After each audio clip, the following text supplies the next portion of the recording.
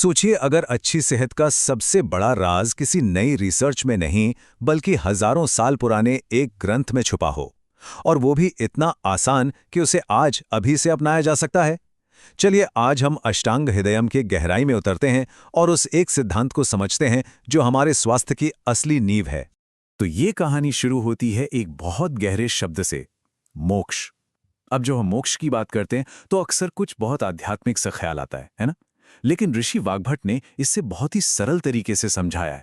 वो कहते हैं मोक्ष कुछ और नहीं, बस अपने दुखों को दूर करना और दूसरों के दुखों को दूर करने में मदद करना है। ये कोई दूर की कल्पना नहीं, बल्कि एक प्रैक्टिकल लक्ष्य है जिसकी पहली सीढ़ी हमारा अपना शरीर है। अच्छा, वाग्भट आगे बताते हैं कि दुख असल में 3 तरह के होते हैं। दैविक दुख, जैसे कोई बाढ़ या भूकंप, जिस पर हमारा ज्यादा कंट्रोल नहीं। भौतिक दुख, जैसे गरीबी। और तीसरा, और शायद सबसे जरूरी, वो है दैविक दुख, यानी हमारे शरीर से जुड़े कष्ट और बीमारियां।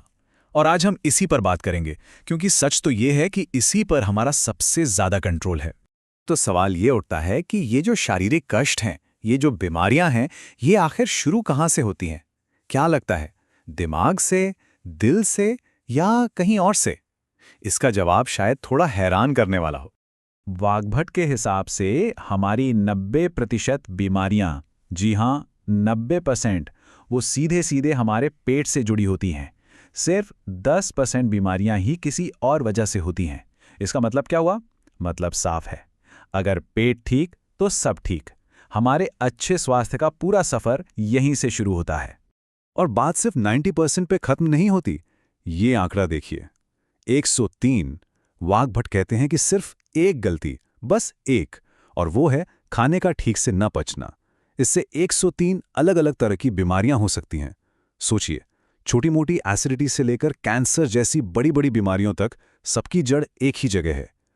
तो सवाल यह है कि आखिर वो गलती है क्या? तो वो सबसे बड़ी गलती, वो एक नियम जो हम रोज तोड़ते हैं, वो इस एक सूत्र में छुपा है, भोजनांते विषम वारी। इसका सीधा सा मतलब है, भोजन के अंत में पिया गया पानी जहर के समान है। अब ये सुनने में बहुत अजीब लगता है ना, कि भाई एक गिलास पानी भला जहर कैसे हो सकता है? चलिए इसके पीछे का विज्ञान समझते हैं। ठीक है, तो इसे ऐसे समझिए, आयुर्वेद में हमारे पेट की पाचन शक्ति को जठराग्नि कहते हैं, यानी पेट की आग। जैसे ही हम कुछ खाते हैं तो ये आग अपने आप तेज हो जाती है ताकि खाने को पचा सके। अब आप ये सोचिए, एक जलते हुए चूल्हे पर अगर कोई पानी का लोटा डाल दें तो क्या होगा? ज़ाहिर है आग बुझ जाएगी।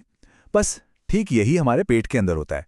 जैसे ही खाने के बाद हम पानी पीते हैं, वो हमारी जठराग्नि को बुझा देता है, और जब आगे बुझ गई तो खाना पचेगा कैसे? वो पचेगा नहीं, वो सड़ेगा। और बस यहीं से सारा खेल बिगड़ जाता है। देखिए, पेट में गए खाने के सिर्फ 2 ही अंजाम हो सकते हैं। अगर वो पचता है तो शरीर को ऊर्जा मिलती है, अच्छा खून बनता है, ताकत आती है। लेकिन अगर वो पचता नहीं बल्कि सड़ता है तो फिर क्या बनता है? जहरीली गैस, एसिडिटी, यूरिक एसिड, और वो जिसे हम बैड कोलेस्ट्रॉल यानी एलडीएल कहते हैं। और यही सड़ा हुआ खाना उन 103 बीमारियों की नींव रखता है। तो अब सवाल आता है कि ठीक है, गलती समझ आ गई, पर इसका हल क्या है? पानी कब पीना है? तो नियम बहुत ही सिंपल है। खाने से लगभग 40 मिनट पहले आराम से पानी पीजिए। खाने के बीच में अगर बहुत ज़रूरी हो, गला सूख रहा हो, तो 1-2 घूंट ले सकते हैं, ज़्यादा नहीं। और खाने के बाद कम से कम 1.5 घंटे का गैप ज़रूर रखें। बस यही सही समय है जब पेट अपना काम कर चुका होता है। तो फिर खाने के तुरंत बाद कुछ पीने का मन करे तो क्या करें?